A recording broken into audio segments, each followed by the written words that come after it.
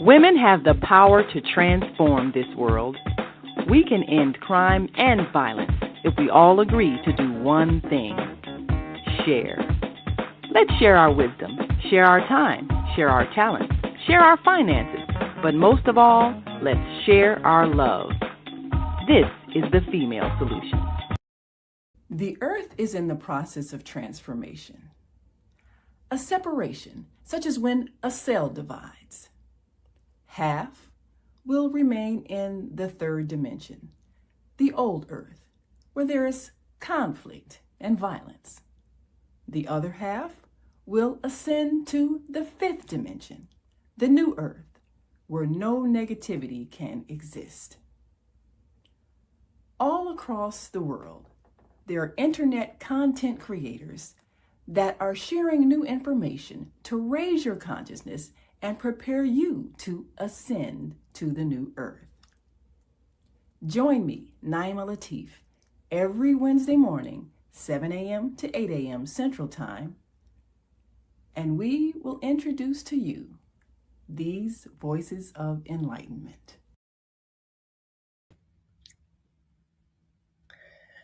Grand Rising, and thank you for joining us on this Wednesday edition of Voices of Enlightenment. I'm Naimah Latif. All across the world,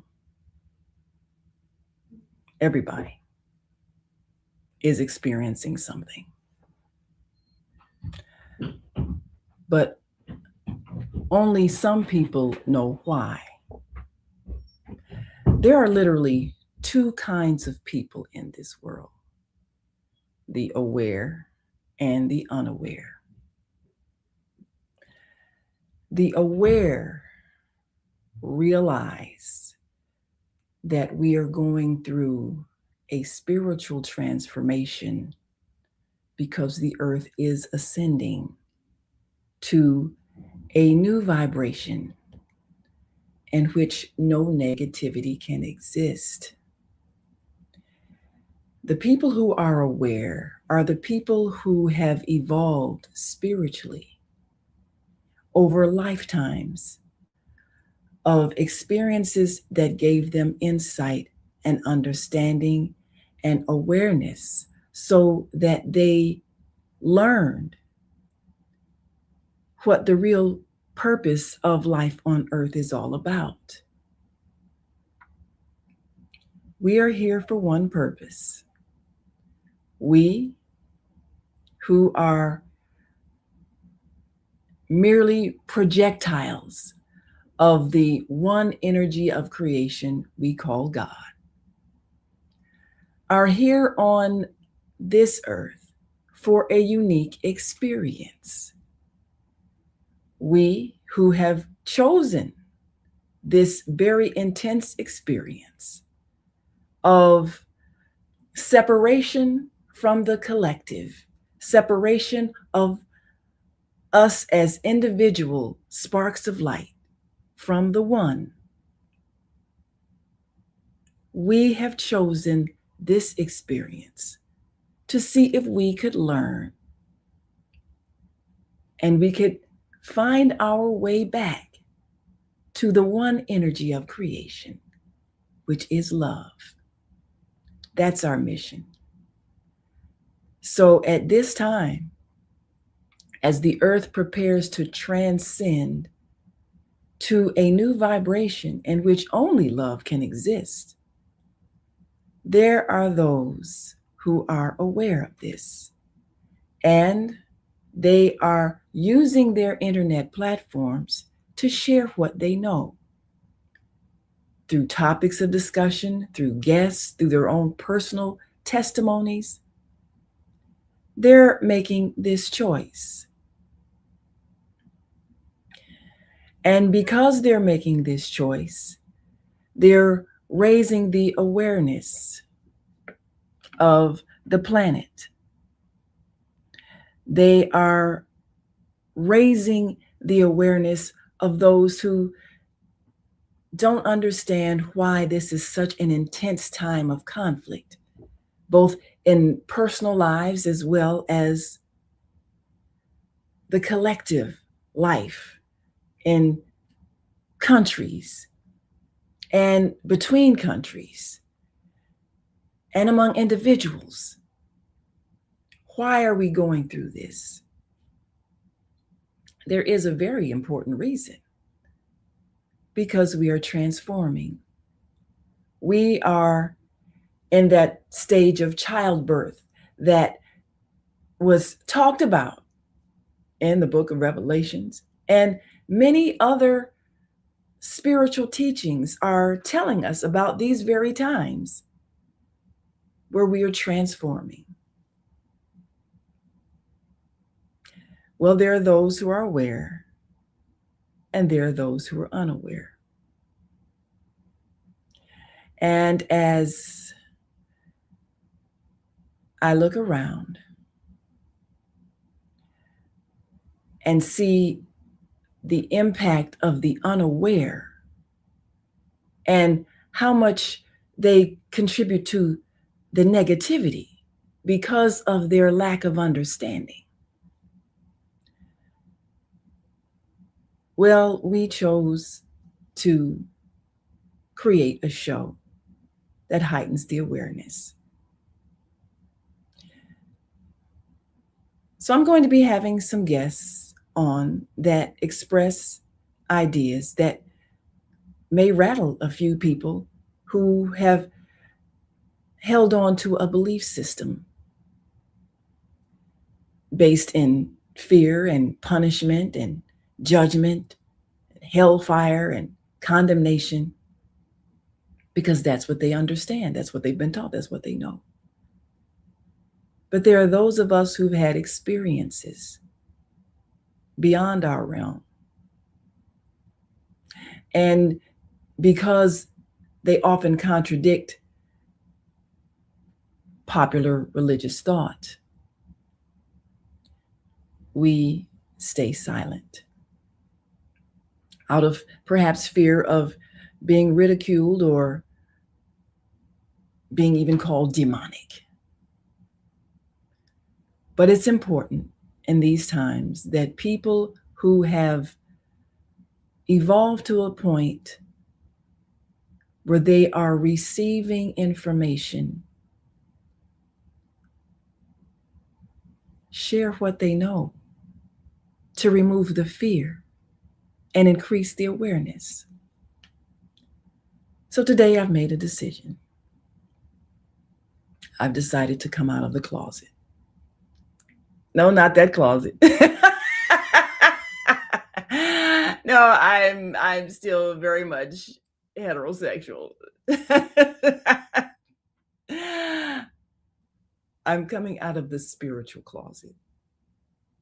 The closet that those remain in who perhaps have had near-death experiences in which they have traveled to heaven after a clinical death, met loved ones, maybe even met Jesus or other spiritual guides, and have been told the purpose of their lives, have received life reviews, have understood why they're here. But when they come back and try to share it, they get shut down or ridiculed or mocked or told that they just had a brain malfunction, and so they stop talking. Those who have experienced astral projection, the leaving of your physical body and entering another dimension, and perhaps conversed with spirit beings who are unseen in the physical realm. There are those who have had contact with extraterrestrials, beings outside of our world who travel here, but because they exist in a different dimension, on a different frequency, different vibration, we cannot see them with our physical eyes. The majority of the world is unaware of their presence But there are those who have encountered them. And when topics come up of UFOs and is there really life on other planets, they know for sure, yes, there is. I've met them. But they don't talk about these things out of fear. Fear that they will be ridiculed. Fear that they will be accused of being evil or conversing with evil spirits. They fear they'll be rejected by their religious organizations. And so they don't share what they know. But these are the times we need to share. Because things have happened. And those who are living in fear don't understand why. But we who have had these experiences, we must share what we know and not worry about those who don't understand, because it's time for us to evolve. And so I'm coming out of the closet today, coming out of the spiritual closet to share my story. I've talked about it on a couple of other shows, a couple other people's shows. Some of the programs in which these things are openly discussed by hosts that are willing to explore the unknown. But I want to give you my story so that the way is cleared for those who are willing to tell their stories and need to address an audience that is open-minded and not fear-based.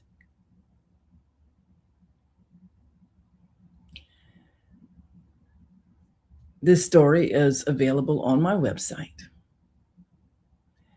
connected to an experience that I had after the transition of my husband of nearly 20 years, Sultan Abdul Latif, my partner in writing books and lecturing and sharing information. And so I'm going to share a bit of that story with you. And then I'll talk about my experiences with extraterrestrials, with leaving my body and traveling to the other dimension, with past life memories of when I was a different species, even a different gender. Because all of us have lived many times and we don't remember. But if we knew this, our perspective on our current lives would be so much different. So we're going to take a quick break. And when we come back, we'll tell you the story of why my path has changed so that I may also be a voice of enlightenment. We'll be right back. After this quick break, we want you to stick and stay. Don't stray away. We'll be back in just one moment. So stay with us. Welcome to Master Force with Mushim Sut. Join us each week on Thursdays at 7 a.m. Central, live on Facebook and YouTube on the Female Solution page, as we dive into powerful topics designed to assist you in mastering your life force. Our conversations feature a diverse lineup of experts, all dedicated to your growth. Tune in weekly to discover new ways to elevate your spirit and raise your vibration. And remember, we are ascending. When you see Black children misbehaving in public, being loud, disrespectful, and destructive, do you think to yourself, what they need is a good beating? That's what's wrong with these parents. They don't know how to discipline their children. Were you disciplined in that way? And did your parents also call you stupid, ignorant, and lazy? That's the way you break a slave. You terrorize them with constant fear of painful punishment. You teach them they're powerless to speak up, and you insult them so they feel like nothing. We were broken by parents who were broken, by parents who were broken. It's time to end the cycle of brokenness and bring healing to ourselves and our communities by using knowledge, respect, and love. We'll show you how. I'm Naimah Latif. Get the book Slavery, the African American Psychic Trauma. On sale now. Go to www.naimalatif.com. Yes. This is a revealing of an understanding.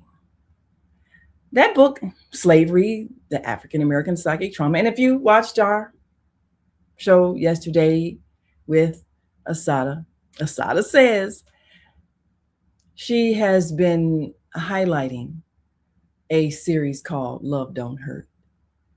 And we had an opportunity to be a guest on her show to talk about that and this book. Well, this book definitely launched my career into the world of speaking and education. Evolved out of a newspaper project with my longtime husband, Sultan Abdul Latif. And our coming together as husband and wife was, of course, by design, pre-design by the divine, for the purpose of creating that book. Ours was a deeply spiritual partnership, and that partnership produced several works. The first book we co-wrote, Slavery, the African American Psychic Trauma,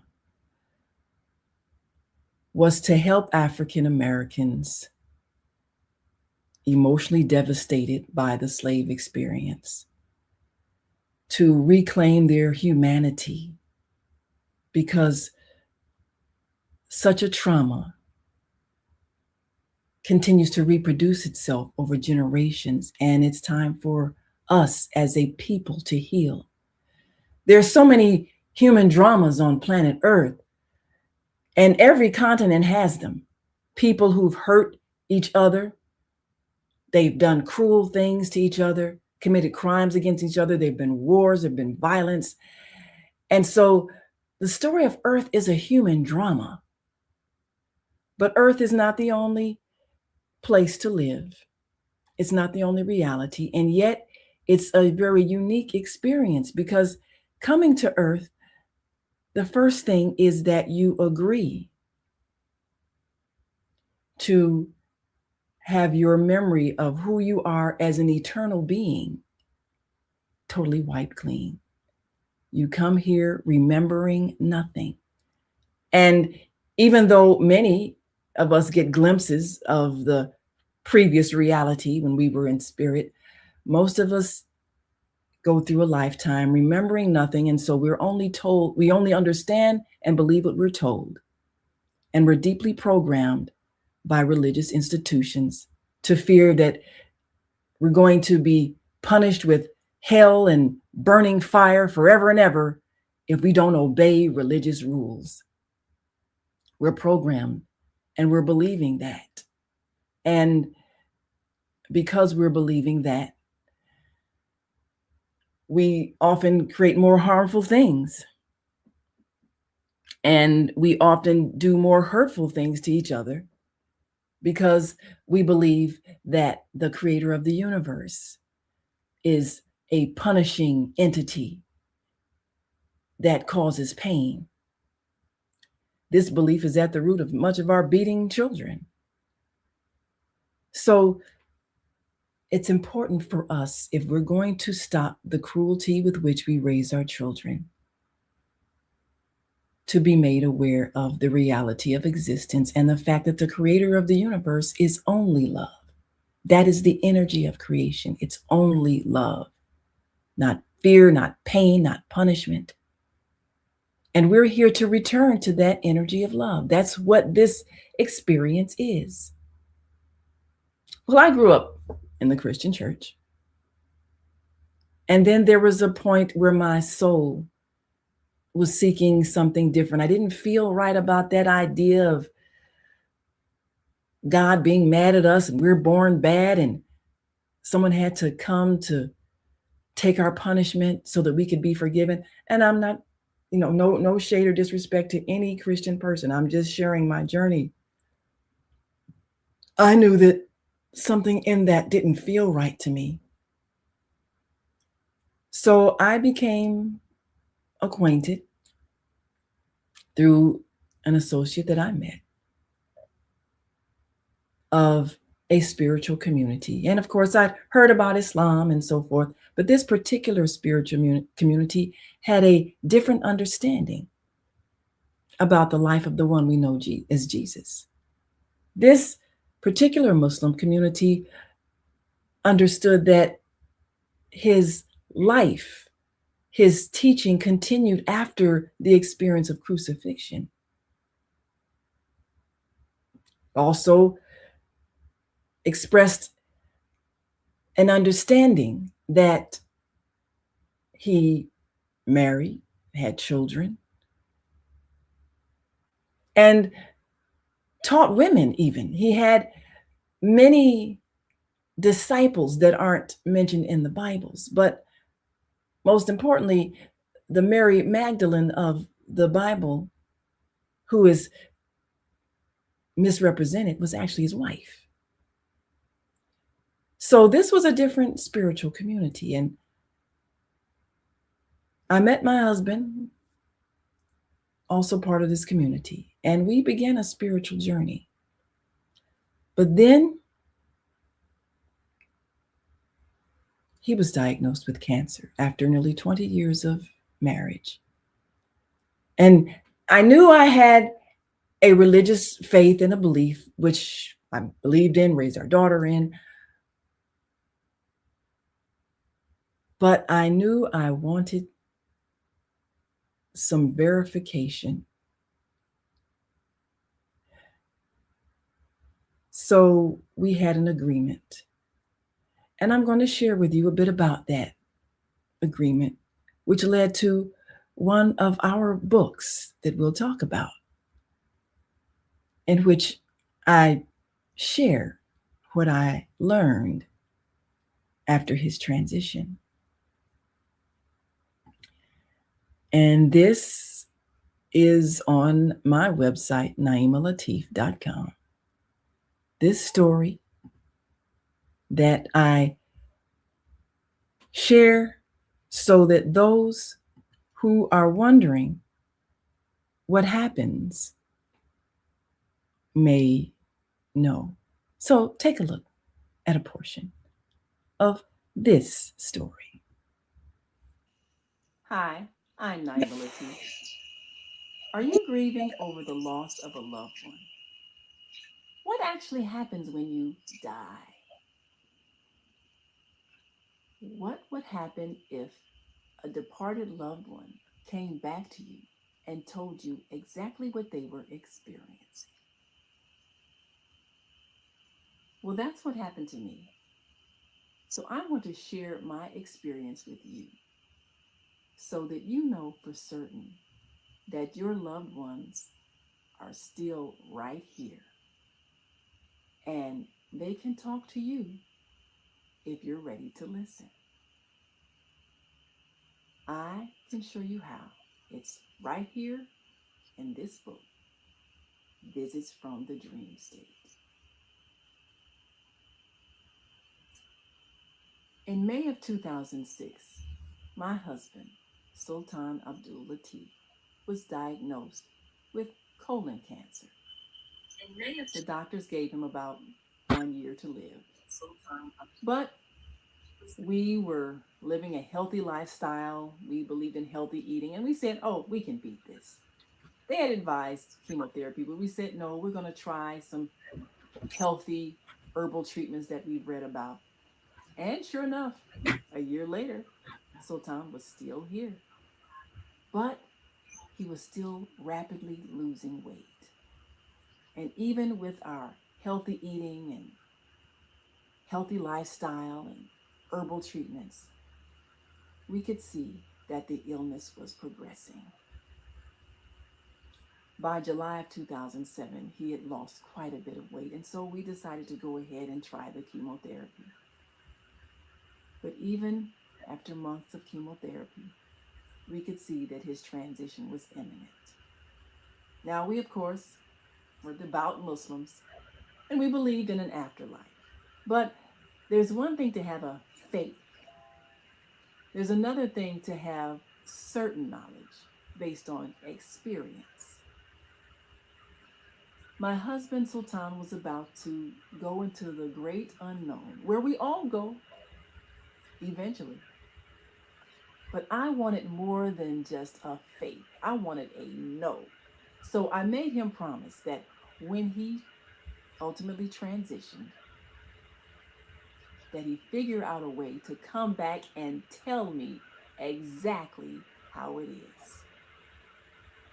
Well, I want you to know, he kept his promise. A few days after his funeral, he began visiting me in spirit. I kept a notebook by my bed and recorded every time he visited me. My husband, Sultan, and I, we were partners in life. We produced TV shows together. We produced a stage play together. We wrote books together. And after a few months of recording his visits, I realized this was yet another book we were writing together. And that notebook evolved into this book, Visits from the Dream State. You know, our religions don't teach us that we can still contact a loved one after they have left their physical bodies. So we assume we can't do it, or we're not supposed to do it. You know, all over the internet, there are people who are describing near-death experiences where they've died and gone to heaven and met with loved ones. And then ultimately they decided it wasn't yet their time, so they came back to Earth. Well, I didn't have a near-death experience, but I did, with the help of my husband, Sultan, leave my body and enter the spirit realm, where he now resides. And we could get together and talk. It sounds amazing, doesn't it? You know, when we were first standing there together in spirit, at first I was like, are we supposed to be doing this? I mean, are we breaking any rules? But apparently, it's okay. There are no rules. Now, many people may be afraid because of whatever they've been taught. But the reality is, we can contact our loved ones who are in spirit because we too are spirits. Now, it's been 17 years since my husband's transition, and we have kept in touch. I have visited him in spirit. I have seen what looks like a college campus, and I have been inside a classroom where apparently he's enjoying taking classes. We've talked, we've discussed friends and family members. We've talked about my personal life.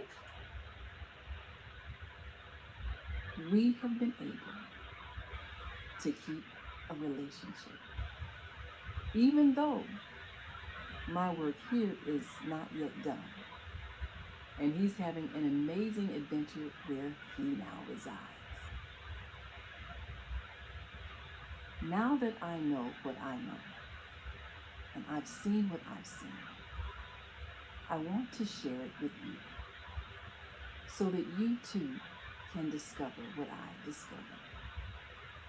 When I was seeking information, it was like being a scientist, exploring, experimenting, and ultimately discovering the formula for how to reconnect with the essence of my husband.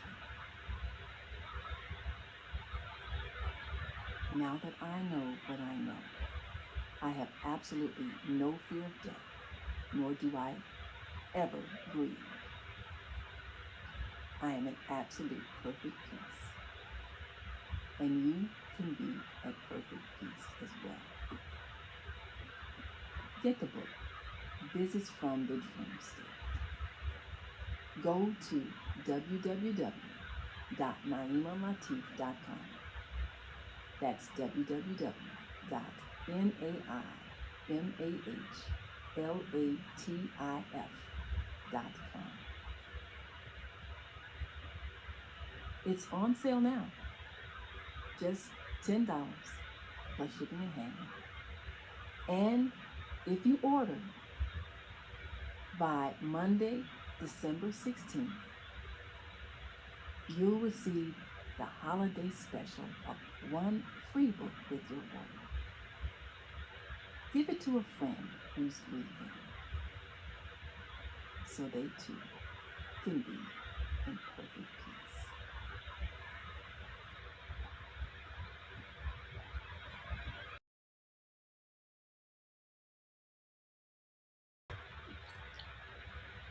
And that's my story. That is the beginning of the journey toward understanding. After my husband's visits began, which I talk about in the book,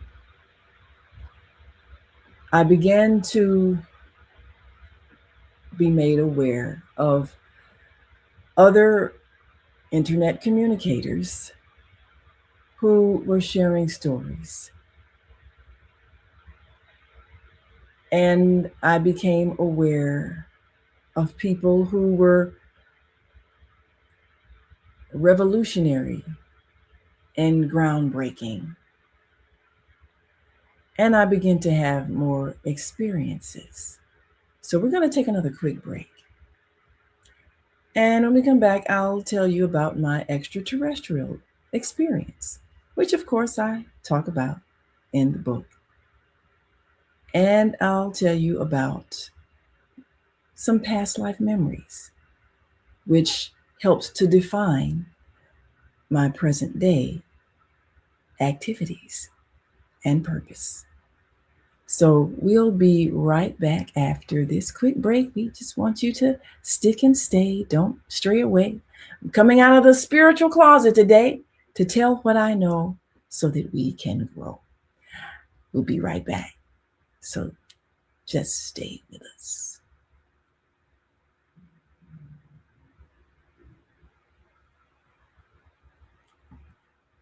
Great day. It's your girl Asada here to introduce a new female solution show called Asada Says.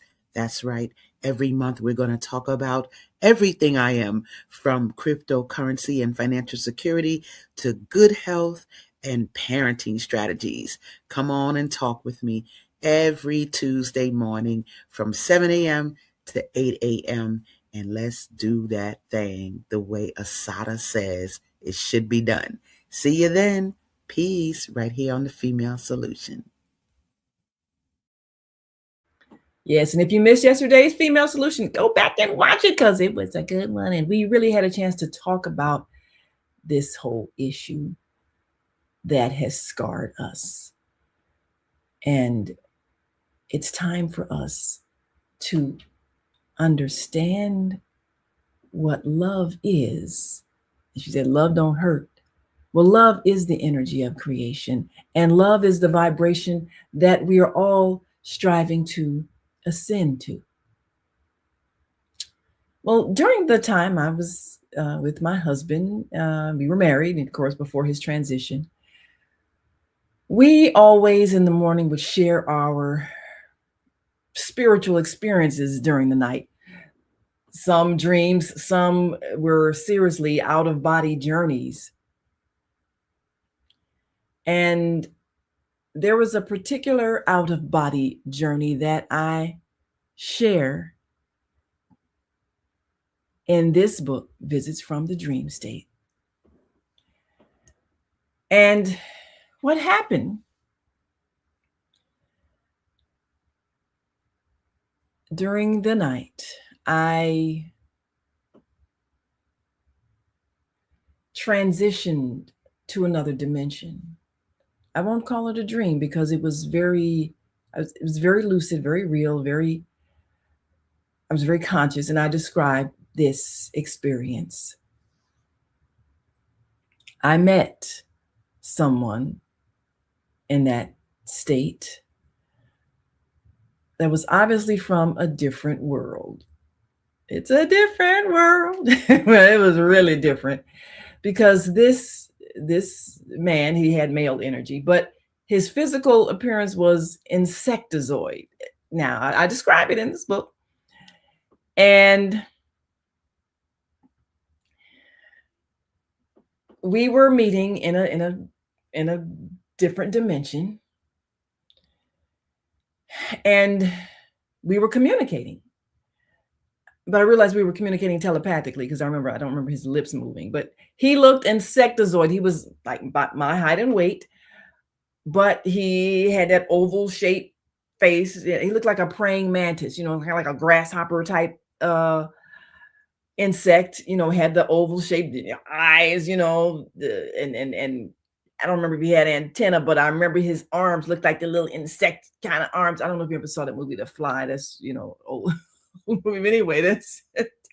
But oh my gosh, he was horrific looking. But now, have you ever met a person and they're really, really, really unattractive? They might even maybe have had an accident, facial disfigure, something that they're repulsive to look at. But you don't want to hurt their feelings because they've probably been teased, probably, traumatized by people making fun of them and everything. So you are conscious of how you fix your face, not to reflect your inner revulsion. Well, that was the state of mind that I was in. I'm talking to this guy, and we're communicating telepathically. I'm talking to him, and in my mind, I'm thinking, "Oh, you show me it's ugly." I mean, I'm thinking, I'm like, okay, this is the ugliest creature I've ever seen, but I don't want to hurt his feelings. So, plus, where he's from, people probably don't look like me. He's probably thinking the same thing about me. And he has such a pleasant, peaceful, friendly spirit. He was a nice person, but he looked horrific by human standards. So I was conscious that I fixed my face, my friendly smile as he's talking, telepathically to me. I'm, smiling, nodding like, oh, interesting. Now, what he's saying is we're talking about, the state of affairs on Earth because, distressed about how bad things are in our world. And he said, well, we used to have the same problems you do, crime, violence, poverty. We had all that. But now everyone lives in peace. So I said to him, telepathically, how did you fix the problem? How did you fix your problems? And he said to me, we followed our prophet. Now, of course, when he said that, I remember a verse in the Holy Quran, the scripture of the Muslims, of course, I'm in the Muslim tradition. I remember a scripture that says every people has received a prophet. Everybody has received someone who is spiritually evolved that gives them information on how to behave so that they can correct whatever level of barbarism they might be experiencing. And if they just follow these teachings, and we had Buddha, we had Jesus, and the whole Holy Quran was step-by-step instructions on how to live in a civilized society. So we've had instructions. We've had people who demonstrated what it looked like. But in this world, everybody who comes to us, we always persecute them. In our barbarism, we don't listen. Only a few, and those few who listen, we see their evolution. But the masses of people don't listen. So that's what's wrong with Earth. We're not following our instruction. We always had spiritually higher evolved people that lived among us that gave us teachings. And like this, my new friend just said, if we just follow it, we would have peace. Well, that made so much sense to me. So anyway, I left that dimension, came back to my physical body, and I'm in bed with my husband because this was in the morning and after our nightly adventures of the dream state. And I've shared with him what happened. Well, he too had met beings who were different looking. And he said he had an encounter one time. He shared with me his extraterrestrial encounter at one point in his life. And he said the person that he met looked kind of reptilian with a like dark red tongue and scaly skin and all of that. And then the man told him, well, we're religious on our world also. And my husband asked him, what do you call your religion? And he said, we call it Islam. And of course, Islam just means peace, which, and on this planet saying it means peace. Peace. How do you have peace? Well, you must love.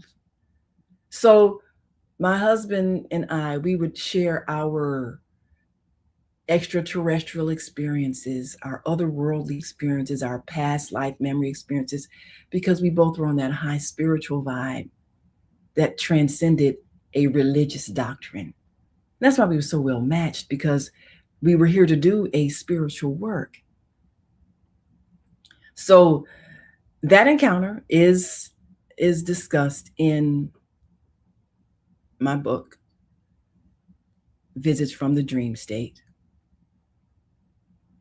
My daughter said, are you sure you want to tell people about that?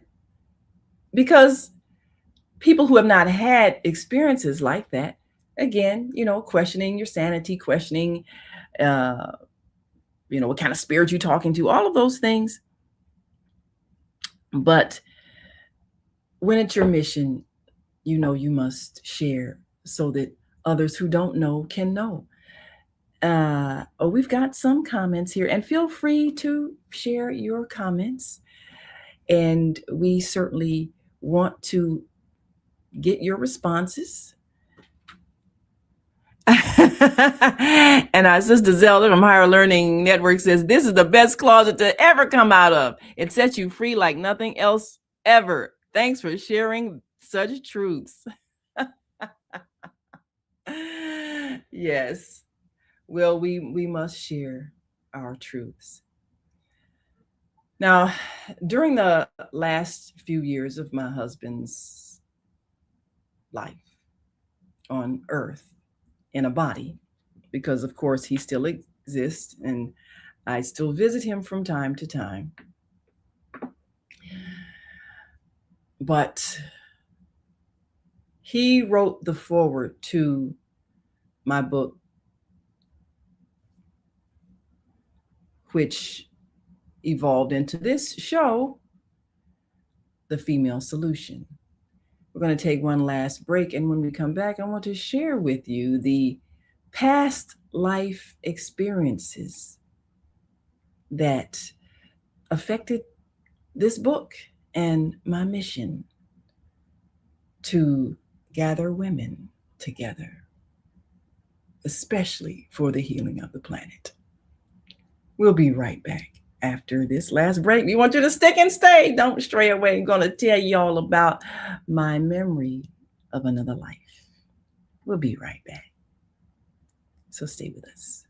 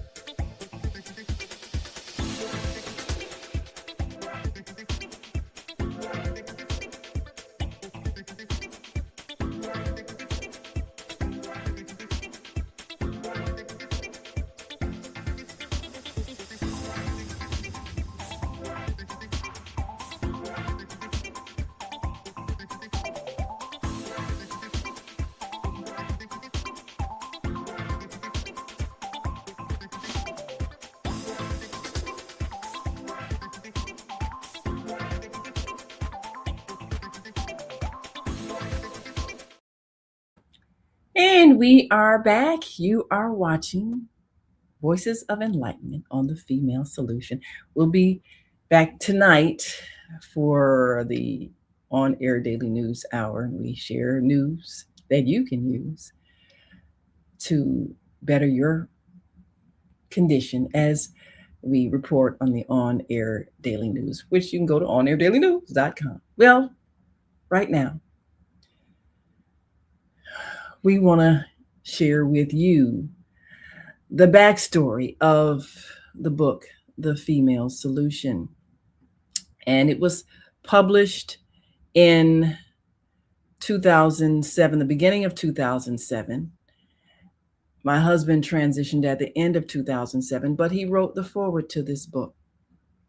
And during the time I was writing this book, I was also writing a series, a children's book series featuring animal characters. And I was enjoying, writing this book because I love to watch animal shows on the PBS channel, and I would see shows about the various animal families and cultures and everything. So I was writing this book as a children's book with stories of children's experiences in these various, birds, bears, deer, all kinds of animals from a children's point of view, from a child who had lived in that society's point of view. And I was really enjoying that. And I had a series of stories, and my husband was reading those stories.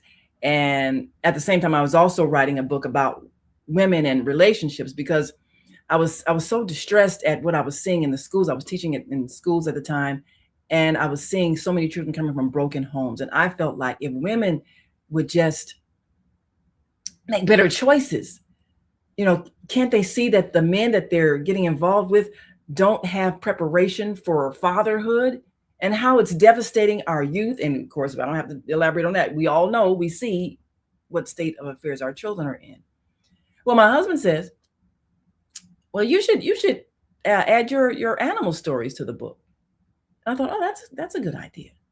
Well, somewhere during that time period, I had another experience. And it's in the book, The Female Solution. Every chapter has a story about an animal, one about birds and how the bird female, makes her nest or watches the male make the nest. So she decides which male is best to select as her mate. And, how every female has some kind of way that they evaluate whether a male is fit. But human females don't seem to have that. So the book took on that character of giving women a guideline on selecting proper mates. Well, I had an experience one night, which was a past life memory. And this past life memory was when I was a child in a buffalo herd. And I remember that experience. And I'll tell you the story. I remember it wasn't a dream. It was a memory. I remember looking down at my little legs. I couldn't have been more than maybe a week old, little skinny legs with split hooves. And I'm in the field with my mother. And I know that my mother had always told me, stay close to the herd, stay close to the herd. And I must tell you this, there is a universal language of telepathy. Everybody speaks it.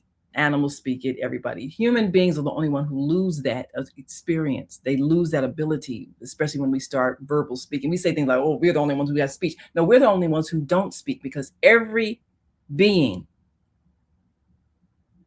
is connected telepathically, but we have lost our abilities, because that's the universal language. But my mother had always told me to stay close to the herd, for safety. Don't wander off. Well, what happened was I, got distracted by a butterfly, and smell of the grass and everything smelled so sweet, and everything, watching this butterfly flit around. And then I felt somebody watching me. You know that feeling. And I looked in the bushes over across the field, and a pair of leopard eyes are watching me. And I'm thinking, that was a feeling that I had. Didn't say the words because, that wasn't my vocabulary, but that was the feeling, because I knew that I had been singled out, because I had wandered away, separated myself. I was young, easy prey. And I also knew, my mother told me, if ever you're chased, you got to run in an unpredictable zigzag pattern. So, all these thoughts coming to me like in an instant. So I spring up, take off running. I'm trying to calculate, how the distance between the leopard and me and the herd. And I'm running, and I'm zigzagging, zigzag, zag. And I'm running. I'm thinking, I can't make it. I'm running. And suddenly, all the cows, all the mothers in the herd surrounded me.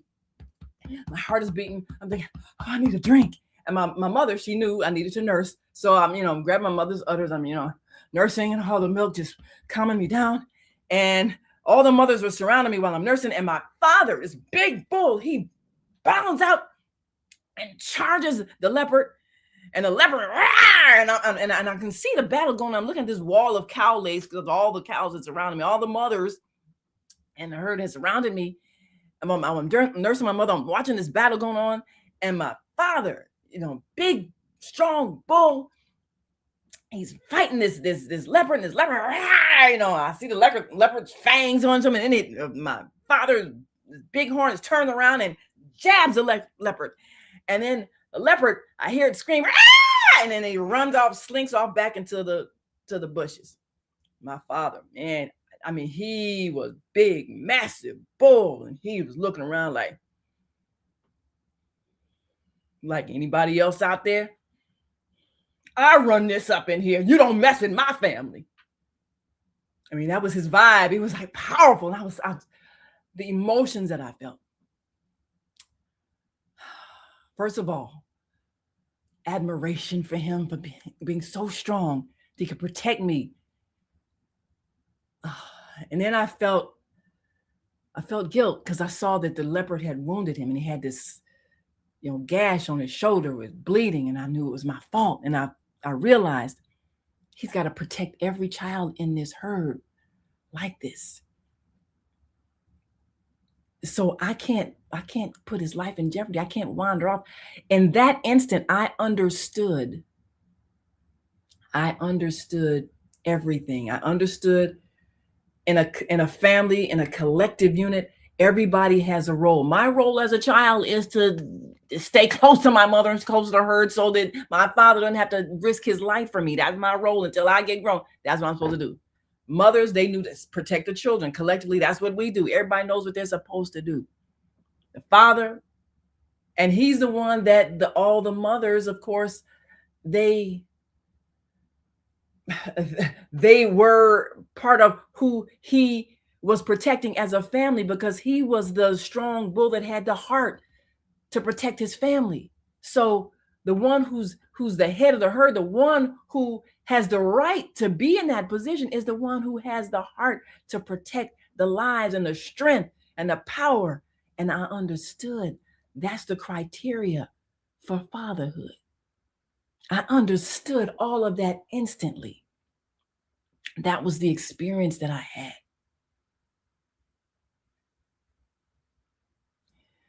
So, of course, when I awakened, again, came back to this dimension of time, and my husband and I were sharing that story.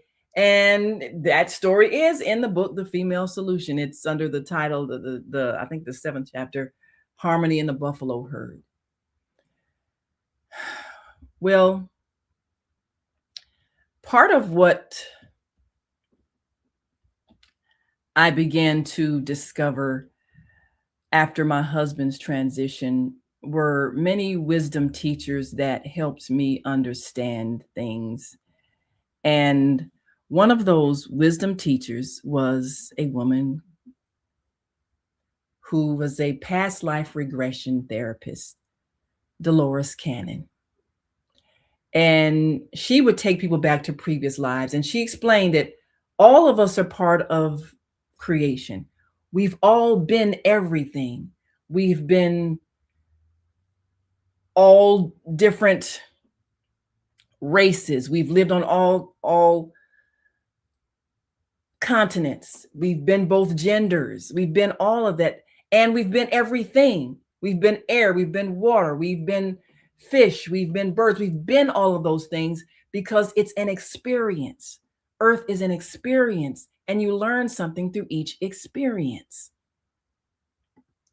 And when she would regress her clients back to other lives, some of them on other planets, some other cultures, some they might have been another gender, another race, they would always go back to the life that was most significant. Now, when you have a life, every life experience, it's the emotions that get stored in your soul. It's emotions that teach you something, and you remember those emotions. I remembered the emotions of that life when I was a male child in the buffalo herd. But the emotions that I felt, one of the greatest emotions that I understood was the importance of collective mothering, how I felt safe in that community. I felt safe because the mothers all protected me while my father did battle for me, and we were a community. One of the reasons why that particular memory I was allowed to have, and it shaped a lot of what I say about in The Female Solution. The book advocates that we collectively mother our children, and we select only those men who have the strength, the heart, the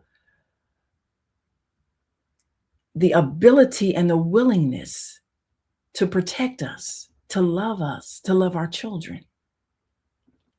And in situations that we have been in because of various wars where a lot of the male population has been killed off, we may have to share. But it's important that every child be mothered and be in a family, a protective family. Now, when I first put the book, The Female Solution, out, and my husband and I, we talked about the marketing strategy. Now, just that one chapter talks about the sharing of the spouses and everything. He said, well, that's a good marketing strategy because that is controversial. So I talk about polygamy as a means when we have situations where there are not enough men.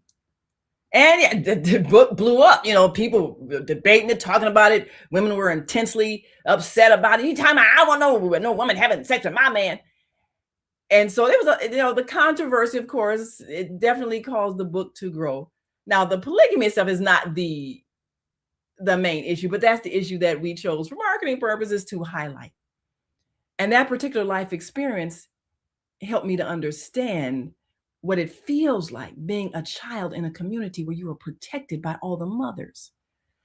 So, of course, most men didn't understand it either. Most of them, still players and trying to figure out how they can have a bunch of women and lie to all of them and not take care of any of the children. So as a species, we are not, in my observation, based on my experience, we are not as evolved as a herd of buffalo because we don't understand the collective.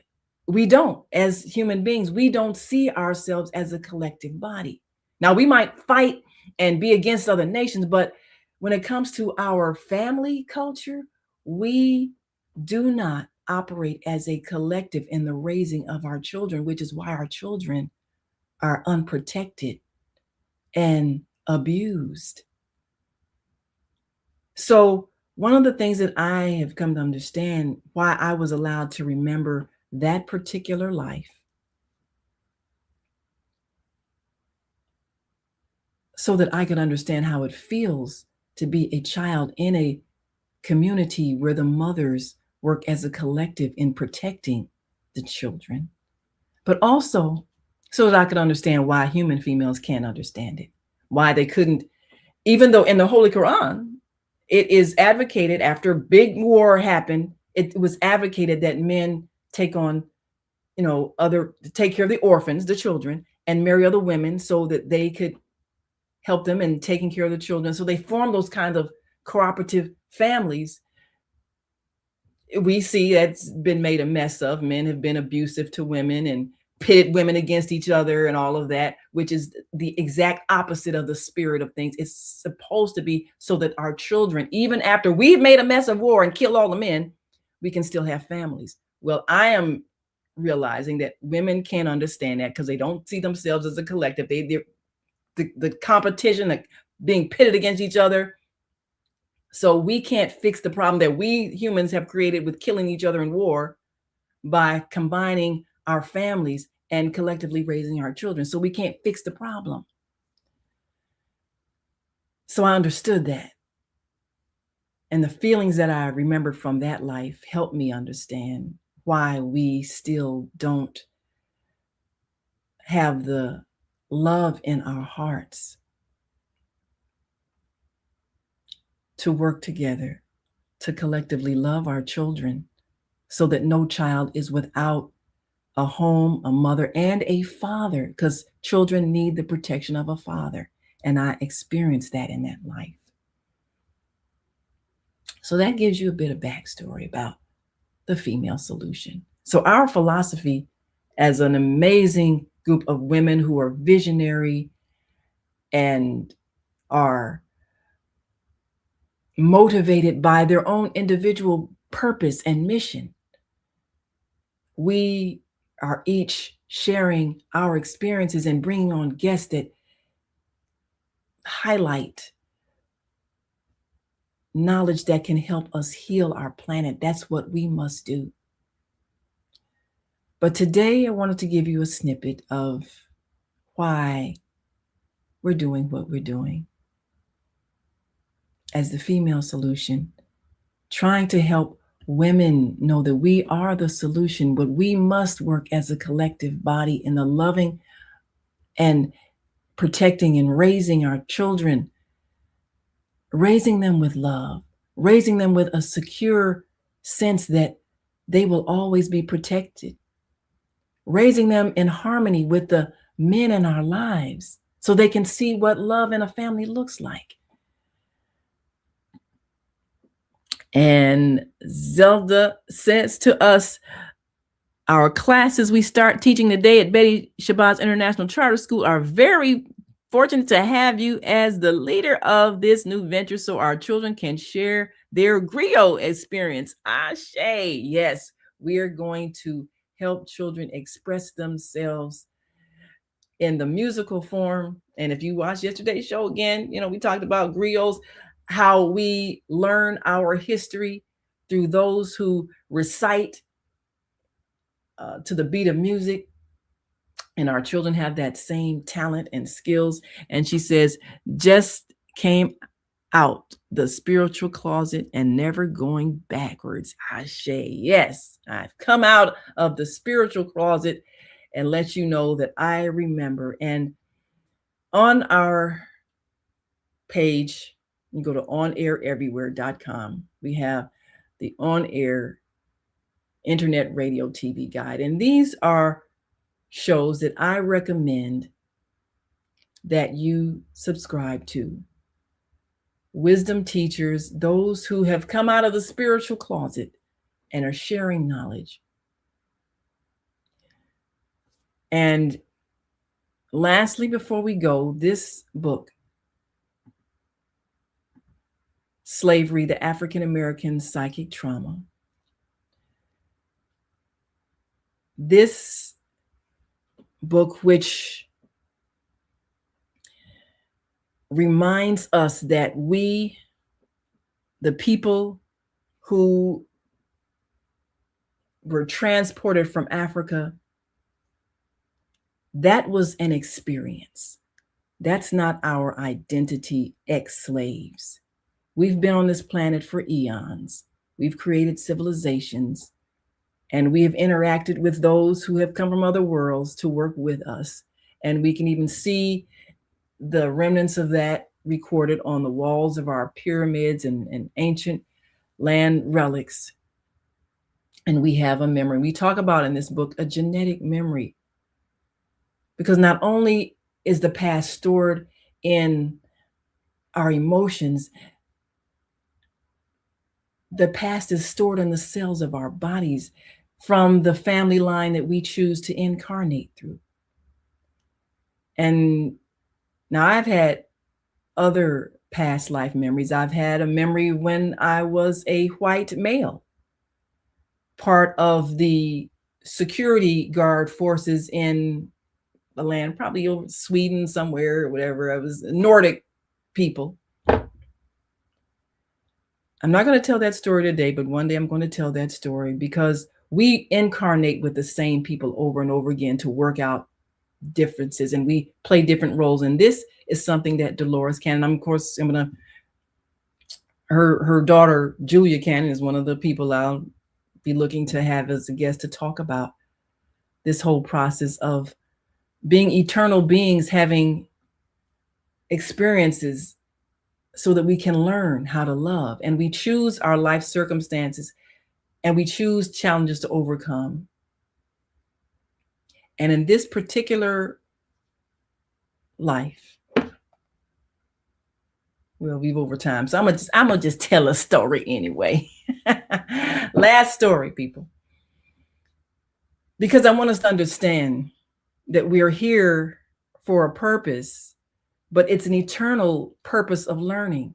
This is who we are. We are the life force energy having an experience, and we are having this experience on Earth, which is a planet of free will, but also a planet of amnesia.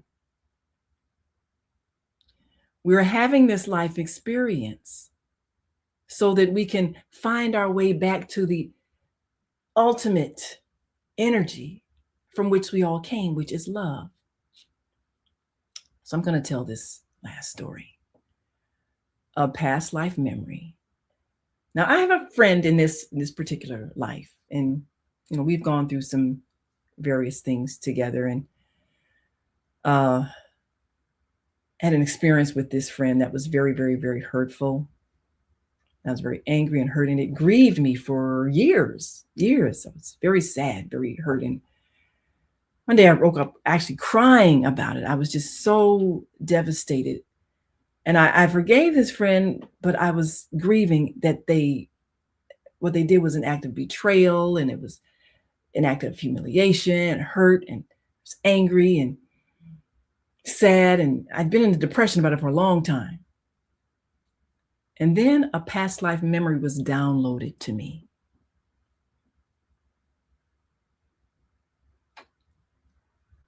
And I remembered being a friend of this same person in another life. And in that life, we were both white males. We are not white males in this life, but in that life, we were both white males, and we were very close. We were like brothers. And I remember what they looked like. They had blonde hair, kind of like shoulder length. I had shorter black hair. And this friend was kind of more stocky built, a little heavier than me. And I was like fit, I had,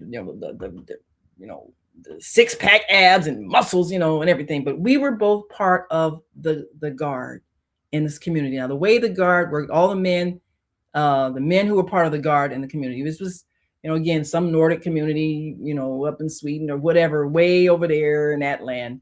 And this was like back in the Middle Ages. And I remember the armor that we see. I remember walking with our clanking armor and, you know, walking in there with a macho walk, you know how men walking, you know, like football player kind of, you know, build and muscles, and the armors we wore, the clanking. I remember that. And we had our sword and shield. Well, the way it worked, the community was surrounded by bushes, you know, kind of like I guess, you know, it noted the boundaries of our community. And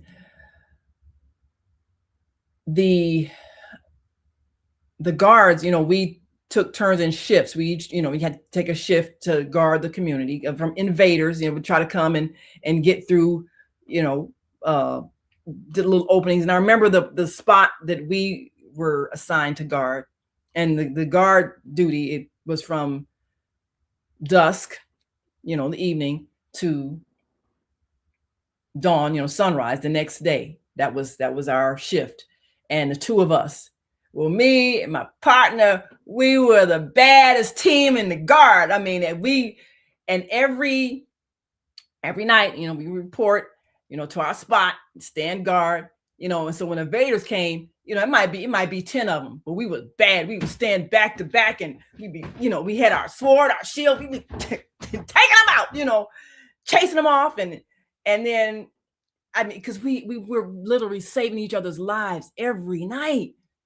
So this was a powerful bond. We were closer than brothers. I loved my brother. He was like my brother. And so now,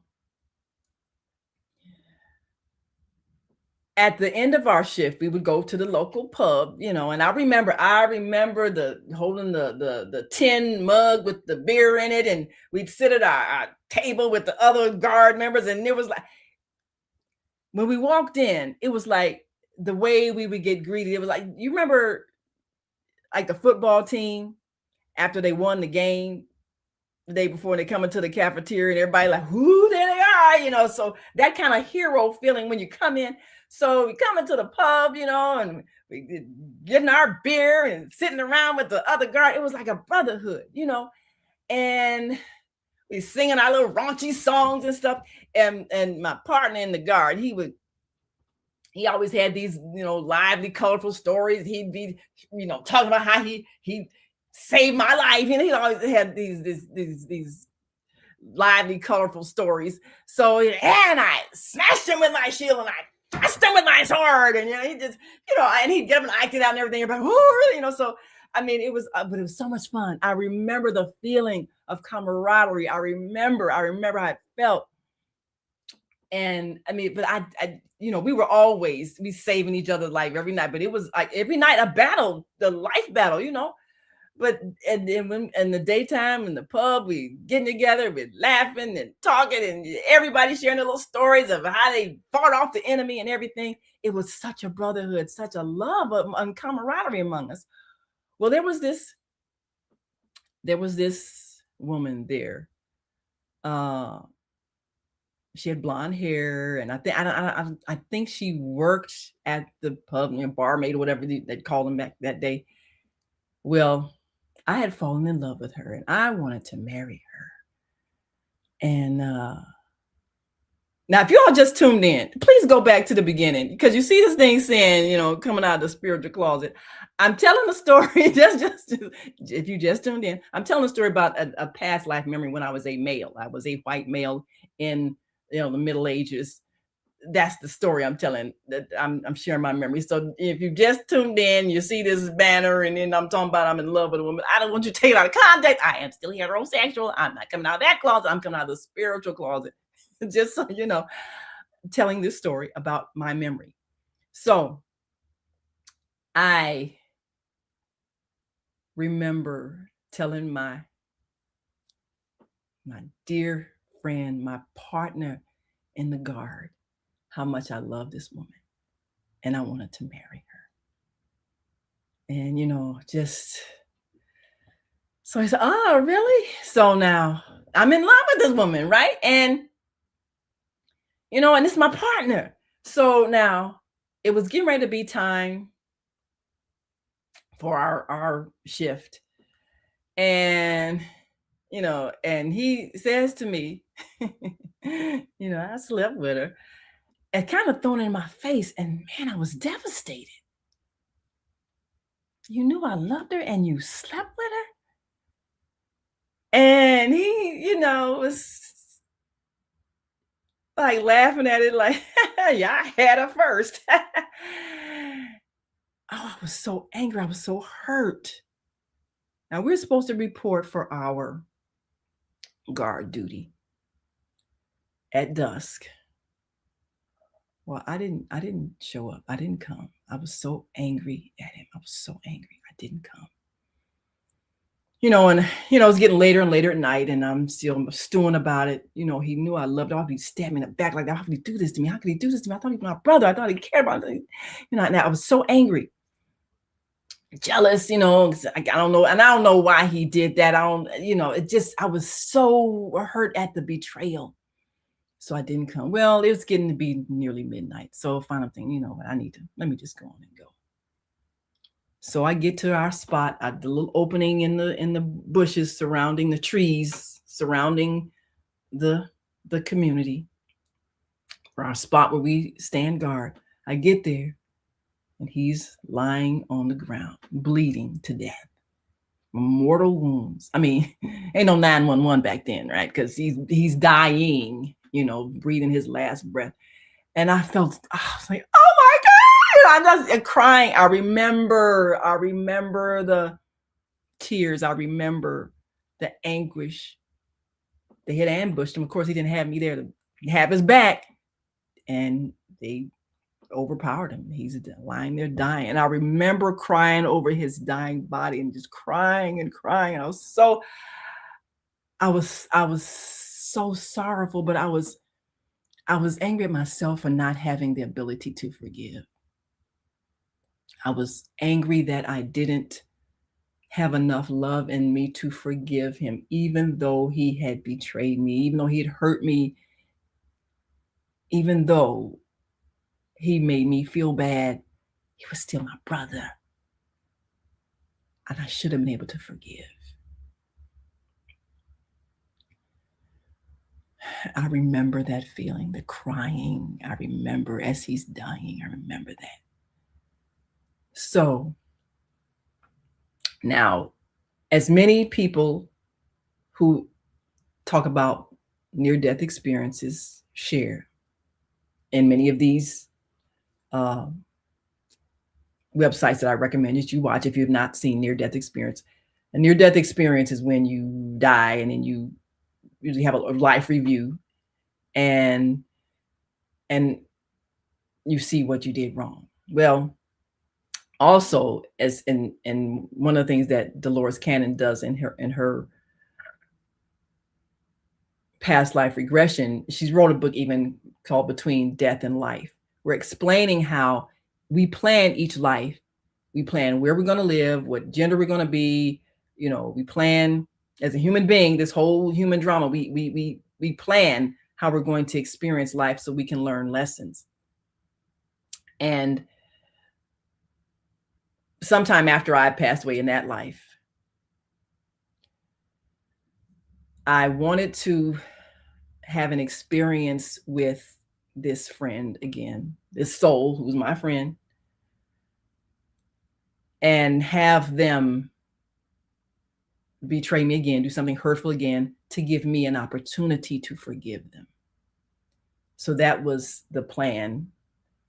And all of us who are here, we have planned the life we have. We have planned the experiences, and the different people in our lives are part of our karmic history with these people. Many lives we've had together. Sometimes and so the challenges that we plan them because we're trying to learn something and we're trying to grow spiritually. So I remembered my plan for this life with this friend who's going to be my friend in this life and hurt me badly, to give me a chance to forgive them. Well, of course, as you see, we're not white males in this life, but we are friends in this life. And this is a friend that caused me tremendous pain, and I had to forgive. So once that memory was downloaded to me, then I understood. And all the depression and the sadness went away because I understood that I wanted to have this experience to give me a chance to forgive, to help me evolve spiritually. So having these past life memories, not only of being another race and another gender, but also of another species even, I see life differently. I have respect for all life forms because we've been all things. I have respect for all people. I can't be mad at white men. I used to be one.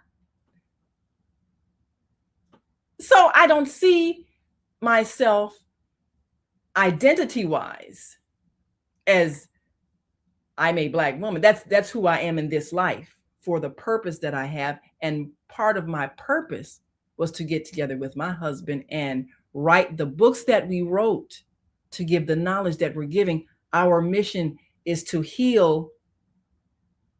help to heal the African Americans who went through the enslavement experience, help to heal the trauma. That was our life plan. So I'm aware of that. So I'm sharing this with you to broaden your perspective. And I don't argue with people whose religion won't let them know about reincarnation. I don't argue because not everybody chose to awaken in this lifetime. Some people, they still have to work out other karmic issues, other conflicts. The people who are at war, they got a long karmic history of war. Until they choose to stop being angry at each other and wanting to kill each other, they're going to keep experiencing that. That's their choice. You have to choose to evolve, just like I chose to evolve to a point of forgiveness. All of us are making choices as to where we're going to be as the earth evolves. We have to choose to live in love, or we can choose to be in conflict, and we'll keep experiencing conflict. Those of us who are choosing love, we're going to be experiencing a different reality. Even though we're on the same earth, we're going to experience a different reality because we're going to attract to us people who are on that same vibration. And we'll live cooperatively. We'll create new systems of exchange that are not exploited. That's why some people are getting the incentive, the inspiration to even start and be participating in new systems of exchange, because the old ones are exploitive and hurtful and causing poverty and violence. Like my friend from the other world said, they solved their problems. They just followed the teachings of the higher spiritual being that taught them. And we've had them on this planet. So my perspective on existence is different because of my experience and my memory of those past lives and my realization that my life in this time was on purpose. And even my husband, who transitioned before me, even that was part of the plan, because him coming back to open a door of remembrance to me is what put me on this present day path. People like Dolores Cannon. And when she was doing her work 40 years ago, regressing people to past lives, nobody knew about past lives. Everybody thought you live life and you die. And in a hypnotism session with a client, she was just doing the regular, her and her husband were doing regular hypnotism on clients on an army base. That's where her husband was stationed, and he was a hypnotist, and he would help people doing things like, try to lose weight, under hypnosis. But then they hypnotized this one woman, and she started going back into these different past lives, and that's what started her on her journey. So now we are aware that we are eternal beings having many, many life experiences on many different planets. You stay on the earth experience until you have mastered love. That's why you're here. Until you can master love, you keep coming here, and you might change different situations. You might change your gender, change your race, change your land of birth, change your family structure. You give yourself different scenarios to help yourself evolve so that you can master that quality of love. That's why we're here. That's what Jesus taught. And he even explained it. And we will also, in a future show, we're looking to have the one who channeled the book that is entitled Jesus, My Autobiography, in which he tells his actual story, which is not the story told in the Bible. The Bible is very political. Now, it's not to say his teachings are wrong. His actual teachings, of course, are revolutionary and evolutionary and intended to be. But things that the church does suppresses so much of his life-giving knowledge that people have been able to use the Bible as a weapon against people.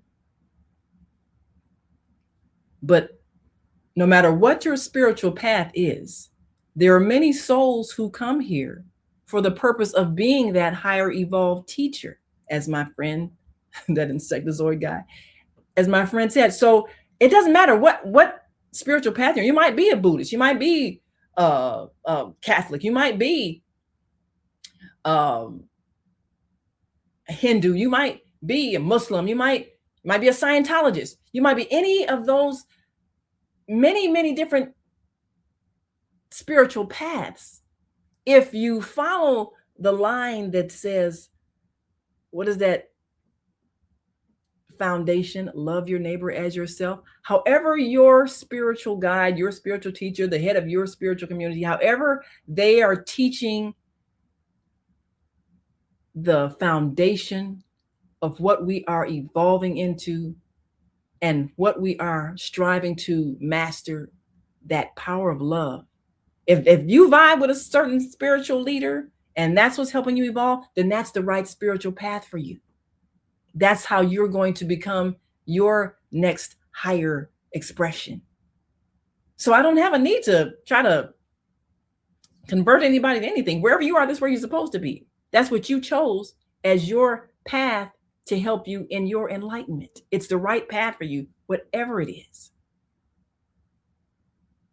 Whatever it is, choose the parts that others haven't distorted away from the basic teachings of love, because that will give you where you need to go. All of us are being guided with whatever spiritual path we choose, but our hearts have to be attuned to love so that we can get the correct teachings that are coming through those spiritual leaders. So you may be in a traditional religion, traditional Christianity, traditional Islamic religion. You might be a traditional Buddhist. You might be a traditional, you might be something that's different. You might be a Seventh-day Adventist. You might be, like I said, Scientologist. You might be a Jehovah's Witness. You might be any of those things. And it's correct for you. If your heart is right, you will find the portion in those teachings that are going to lead you back to love, because that's why you're here. So every path will lead you back to the creative energies of the universe we call God, which is love. If you, in your heart, have that desire. But that's why we're all here, to learn how to master love. So I will be bringing you those communicators who are using this very powerful tool of the internet to share what they know, their experiences, the experiences of their guests, people who will take you beyond your limited beliefs and understandings so that you can do what you came to do, and that is evolve to the higher consciousness, the highest vibration of love. That's why we are here. And that's why today I have come out of the spiritual closet to share my experience, in the hopes that those of you who may have had experiences will speak up, because we need to add to those people who are aware. We need to increase the numbers of the aware And that's what will help the planet to shift as we reach that point of collective enlightenment. Thank you for joining us today. And we want you to like and subscribe to the channels that you're watching on the Female Solution every day, because all of our hosts are here with their own unique mission to teach, inspire, motivate, and share that which will help you become part of the greater collective, part of the family of Earth, part of the energy of love. I'm Naimah Latif. Join us tonight for the on-air daily news hour, and then come on back tomorrow for Master Force with Mushem Sut at 7 a.m. and again at 7 p.m. with Nonprofits Empowering Worlds with Bridget. Join us every day for the Female Solution. And until next time, may you continue to shine your light.